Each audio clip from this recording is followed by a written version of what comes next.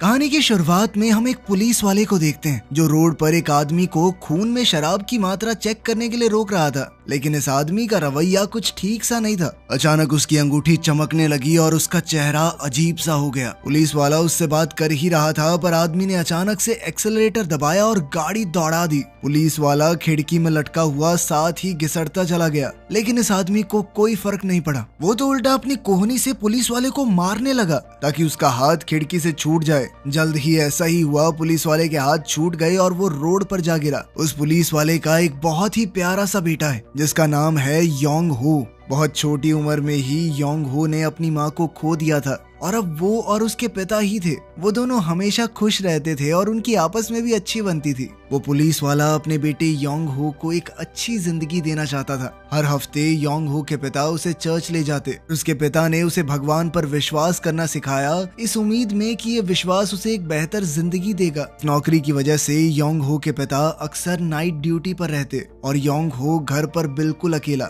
इस हादसे के बाद योंग हो के पिता जैक को जल्द से जल्द हॉस्पिटल पहुंचाया गया। खबर मिलते ही योंग हो और उसकी दादी अस्पताल पहुंचे। योंग हो ने जैक को बाहर से देखा। उसके शरीर पर बहुत सी चोटें थी। ये देखकर योंग हो का दिल टूट गया। इस पल में योंग हो दिल से चाहता था कि कोई भी चमत्कार बस उसके पिता की जान बचा ले। वो हमेशा पूरी लगन से अपने पिता के साथ चर्च जाता रहा और उसने यही सीखा था कि दिल से मांगी हुई मन्नत भगवान जरूर पूरी करते हैं। वो रात में ही भागते हुए चर्च पहुंच गया, इस उम्मीद में कि अगर वो पूरी लगन और दिल से भगवान से प्रार्थना करेगा तो भगवान उसके पिता को ठीक कर देंगे। तभी वहाँ चर्च का एक आदमी आया। उसने योंग हो से कहा कि बिल्कुल बेटा, तुम सच्चे दिल से जो मांगोगे मिलेगा। योंग हो को अब इस बात पर पूरा भरोसा हो गया था, लेकिन बदकिस्मती से उसी रात उसके पिता चल बसे क्योंकि उनके जख्म काफी गहरे थे।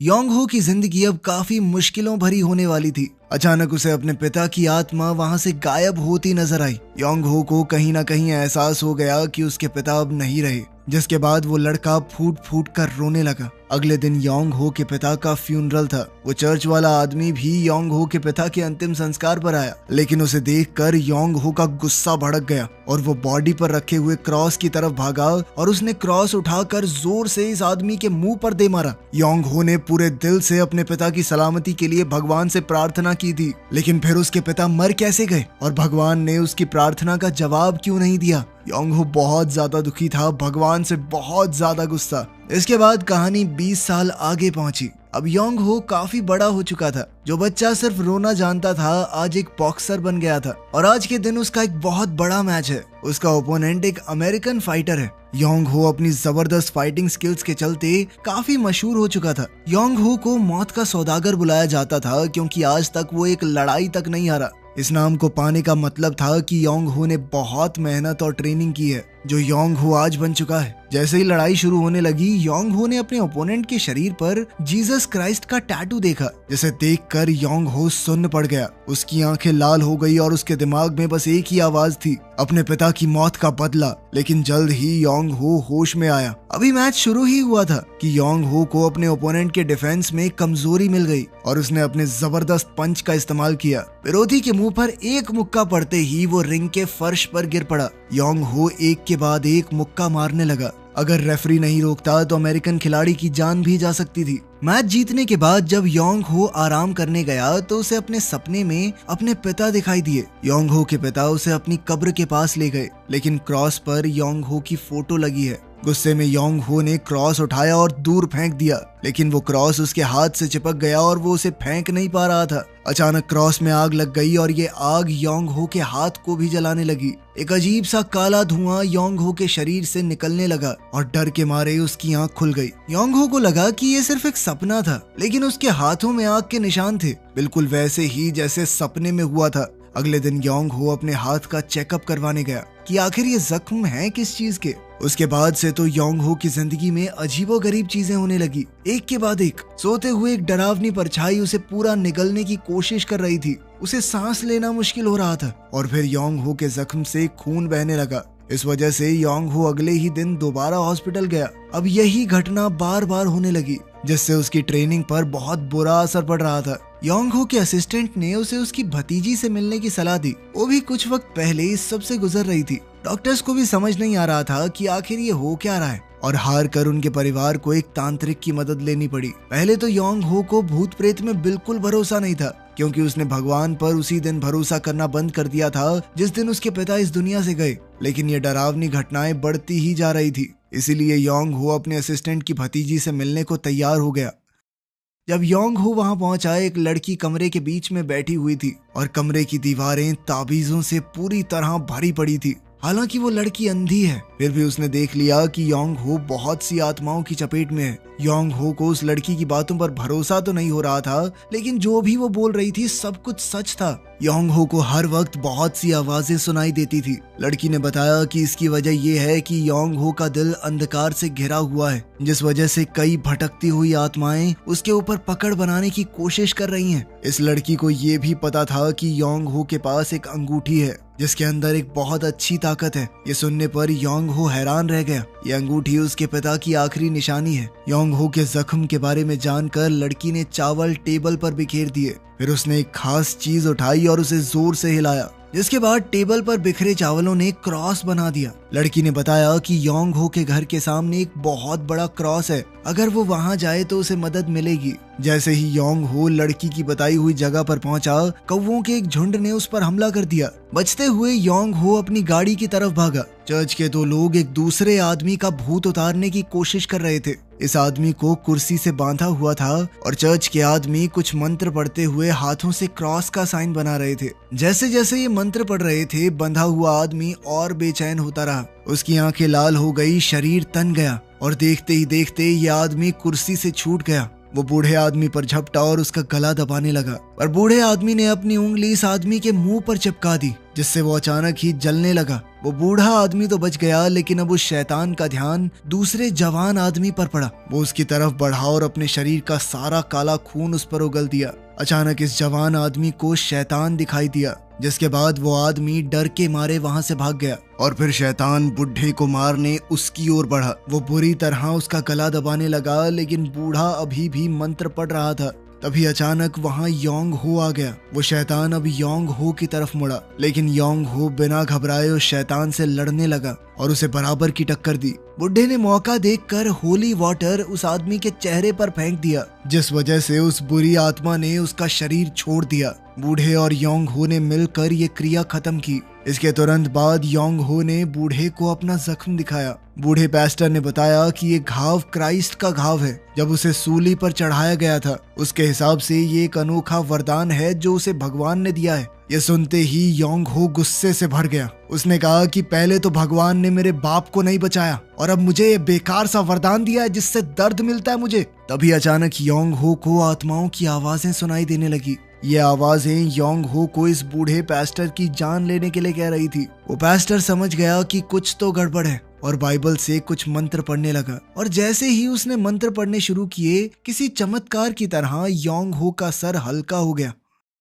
इसके बाद पैस्टर योंग हो के घर गया हालात को समझने के लिए। वो अकेले योंग हो के बेडरूम में चला गया, वहाँ कुछ मंत्र पढ़े और क्रॉस बनाया। उसने एक क्रॉस का पेंडेंट योंग हो और उसके पिता की फोटो के पीछे रखा। इसके बाद वो बूढ़ा पैस्टर वहाँ से जाने लगा। जैसे ही वो बाहर निकला, वो जवान पैस्टर जो पहले भाग गया था वो वापस आया। उसने कहा कि मैं इस काम को पूरा करने में घबरा गया, ये सब मुझसे नहीं हो पाएगा। बूढ़े ने अपनी जेब से एक क्रॉस बना हुआ रुमाल निकालकर जवान पैस्टर को दिया और कहा कि अब तुम ये नौकरी छोड़ सकते हो। इसके बाद हम जीशन नाम के आदमी को देखते हैं जो अपनी महंगी गाड़ी से निकला, महंगे कपड़े पहने हुए। साफ पता चल रहा था कि ये आदमी बहुत अमीर है। ये आदमी एक बार चलाता है और वो वही है जिसने योंग हो के पिता को मारा था। वो इस वक्त एक गैंगस्टर से मुलाकात कर रहा था। गैंगस्टर ने कहा कि मैं तुम्हारा बार बंद करवा दूंगा, समझे? अगर जितने मैं मांग रहा हूँ उतने पैसे नहीं भरे तो। मीटिंग के बाद जीशन चुपके से बेसमेंट में गया।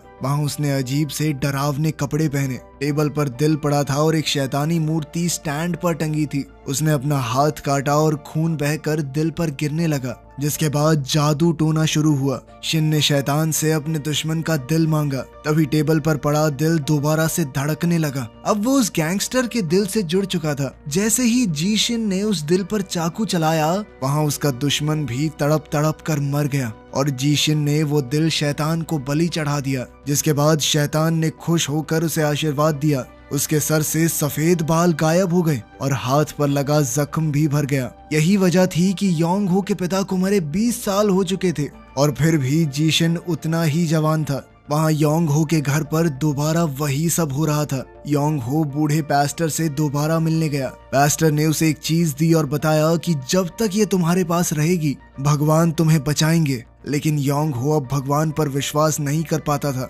लेकिन फिर भी उसने वो चीज ले ली। इसके बाद योंग हो ने पास्टर को उसके काम वाली जगह तक छोड़ा। दोनों बातें करने लगे। पास्टर ने बताया कि वो जो उस दिन मेरे साथ था ना, उसने नौकरी छोड़ दी क्योंकि उसे बहुत ज्यादा डर लग रहा था और अब मैं बूढ़ा पता नहीं ये सब अकेले कैसे करूंगा। योंग हो पास्टर को घर के अंदर किसी का भूत भगाने जाते हुए देख रहा था। योंग हो को उसे देखकर अपने पिता की याद आई और पता नहीं क्यों वो पास्टर की मदद करने पहुंच गया। जब घर के अंदर पहुंचा एक औरत मिली जो बहुत घबराई हुई थी। अब वो तीनों एक कमरे के बाहर पहुंचे और पास्टर ने दरवाजे पर एक क्रॉस बना दिया जिससे शैतान दरवाजे से बाहर नहीं भाग पाएगा। जब वो अंदर घुसे तो एक लड़की बिस्तर पर बैठी हुई थी जो बिल्कुल ठीक लग रही थी। उसने बताया कि मैं बिल्कुल ठीक हूँ, मेरी माँ ठीक नहीं है। उसकी माँ ने उसे मारा और इस कमरे में बंद कर दिया। पास्टर ने लड़की के सर पर क्रॉस रखा लेकिन कुछ भी नहीं हुआ।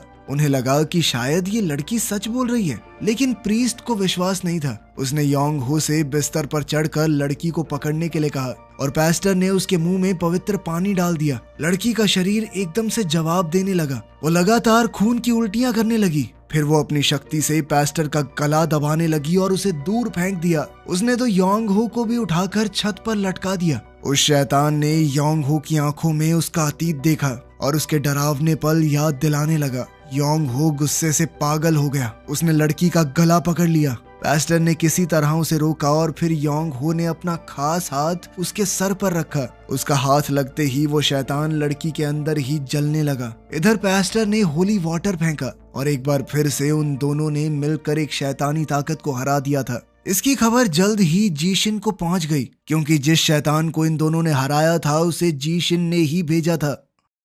पास्टर से बात करके पता चला कि उसका असली टारगेट तो जीशिन को ढूंढना ही है क्योंकि वो मरी हुई आत्माओं और शरीरों को इकट्ठा करने में माहिर था और फिर वो उन आत्माओं को शैतान के हवाले कर देता है, जिससे खुश होकर शैतान ने उसे आज तक अमर बना रखा है। और सिर्फ कोई ऐसा आदमी जिस पर भगवान का आशीर्वाद हो जैसे योंग हो के पास है वही जीशिन को खत्म कर सकता है। अब वो लड़की उठी तो पास्टर ने उससे जीशिन का पता पूछा। अचानक इस लड़की की आंखों से खून बहने लगा। जीशिन ये पहले ही जान चुका था कि ये लड़की उसका पता बता सकती है, इसीलिए उसने पहले ही उसे जान से मारने की तैयारी कर ली थी। लेकिन पास्टर ने जल्दी ही कुछ मंत्र पढ़े। वो कुछ ऐसा कर रहा था जिससे जीशिन का ये काला जादू बेअसर हो जाए। पास्टर ने जीशिन को हराकर किसी तरह लड़की की जान बचा ही ली।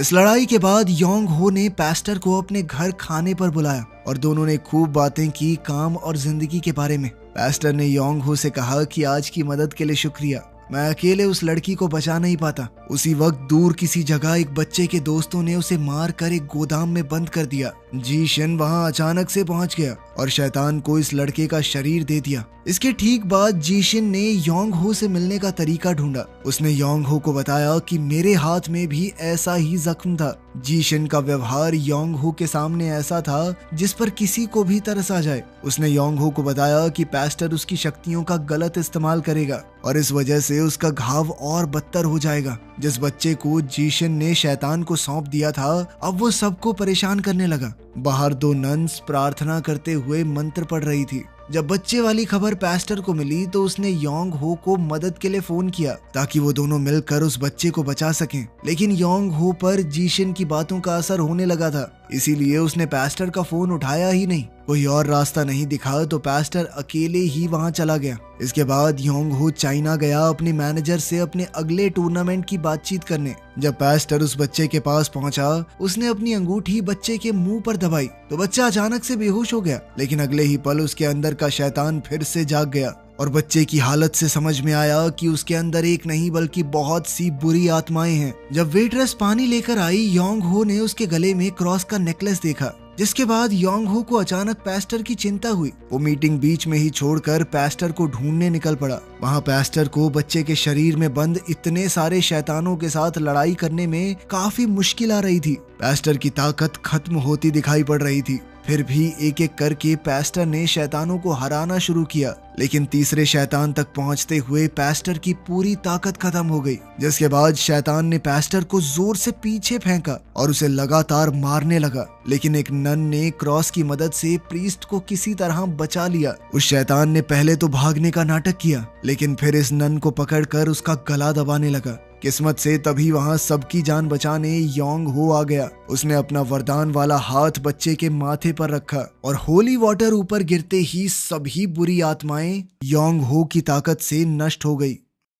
वापस जाते हुए योंग हो ने प्रीस्ट को बताया कि अब मुझे क्रॉस को देखकर बेचैनी नहीं होती। अब योंग हो क्रॉस को एक अलग नजर से देखने लगा था। उसी रात जीशिन ने काला जादू किया और उसी बच्चे के टुकड़े टुकड़े करने के लिए नर्क से एक खूंखार कुत्ते को भेजा। उस बच्चे की बलि शैतान को चढ़ाने के बाद जीशिन को वरदान के रूप में एक दांत मिला। बच्चे की मौत की खबर सुनते ही प्रीस्ट और योंग हो तुरंत मुर्दा घर पहुंचे। उसने तुरंत लाश वाला बैग खोला। जब प्रीस्ट बच्चे की आत्मा की शांति के लिए प्रार्थना कर रहा था तो मुर्दा घर की बत्तियां जलने बुझने लगी। इस जलती बुझती रोशनी में योंग हो ने देखा कि जीशिन उन दोनों के बाहर आने का इंतजार कर रहा है। गुस्से में योंग हो उसे ढूंढता हुआ बाहर की तरफ भागा और प्रीस्ट उस बच्चे की लाश के साथ कमरे में अकेला रह गया। अचानक बच्चे के शरीर वाला बैग मदद के लिए चिल्लाने लगा। प्रीस्ट ने दोबारा बैग खोला तो बच्चा जिंदा हो गया था। बच्चे की गर्दन पर एक घाव था और वो डर के मारे कांपता हुआ रो रहा था।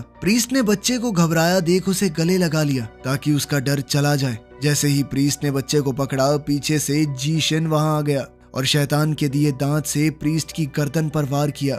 योंग हो जो जीशिन को ढूंढ रहा था अचानक रुका। उसे महसूस हुआ कि कुछ तो गड़बड़ है और वापस भागकर प्रीस्ट के पास गया। जब वो वापस पहुंचा तो उसने देखा कि जीशिन वो दांत प्रीस्ट की गर्दन पर गड़ाए हुए था। जीशिन ने योंग हो से कहा कि अगर इस बुढ़े को बचाना चाहते हो तो तुम्हें अपनी शक्तियों को त्यागना होगा, जिसके लिए योंग हो को अपना हाथ उठाकर एक मंत्र पढ़ना होगा जिससे वो भगवान की दी हुई इस ताकत को छोड़ सकता है। जिसके बाद जीशिन को उसके काले इरादों में कोई नहीं हरा पाएगा। लेकिन प्रीस्ट किसी भी हालत में ये तो नहीं होने दे सकता था। उसने बचने की कोशिश की लेकिन वो दांत उसकी गर्दन में और धंस गया। जिसके बाद जीशिन अचानक वहां से गायब हो गया। बूढ़े पैस्टर को उठाकर योंग हो उस जवान पैस्टर के पास ले गया जिसने नौकरी छोड़ दी थी। उस जवान लड़के ने बूढ़े पैस्टर को बचाने के लिए पवित्र जल उसकी गर्दन पर लगाया और मंत्र पढ़ने शुरू कर दिए, लगातार क्रॉस बनाते हुए।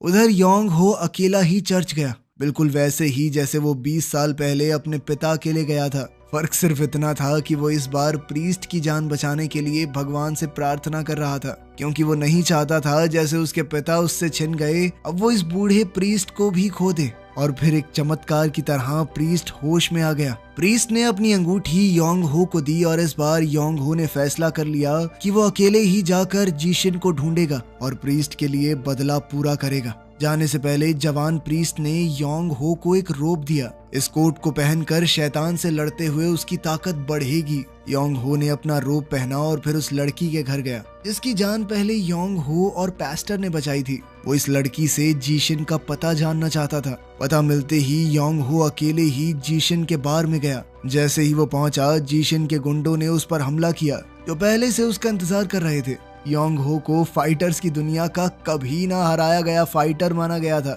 और इन गुंडों से लड़कर उसने दिखा दिया कि उसे मौत का सौदागर क्यों कहते हैं। लेकिन अजीब बात ये थी कि इन गुंडों को किसी तरह का दर्द या थकावट नहीं हो रही थी। जैसे ही योंग हो उन्हें मार गिराता वो फिर से उड़ जाते। मौका मिलते ही योंग हो ने अपने हाथ पर होली वाटर डाला और अपने हाथ को उनके सर पर रख दिया। इस तरीके से एक एक करके वो सारे खत्म हो गए और इस बार वो सब दोबारा नहीं उठे। जब योंग हो ने उन सबको हरा दिया, एक और भयानक गुंडा वहां सामने आया। उसे खास तौर पर सिर्फ समय बर्बाद करने के लिए भेजा गया था ताकि योंग हो इससे लड़ता रहे, जिस दौरान जीशिन शैतान को बुलाने के लिए अपना काला जादू करेगा। उसे हराना बहुत मुश्किल लग रहा था, लेकिन आखिर में योंग हो ने अपने वरदान वाले हाथ से इस आदमी का सर कुचल दिया। लेकिन अब जीशिन का काला जादू पूरा हो गया था। जीशिन ने शैतान का दिया वो दांत अपने पेट पर मारा। जैसे ही योंग हो जीशिन के पास पहुंचा, उसने देखा कि जीशिन के सर के बाल अचानक पानी में गिर गए।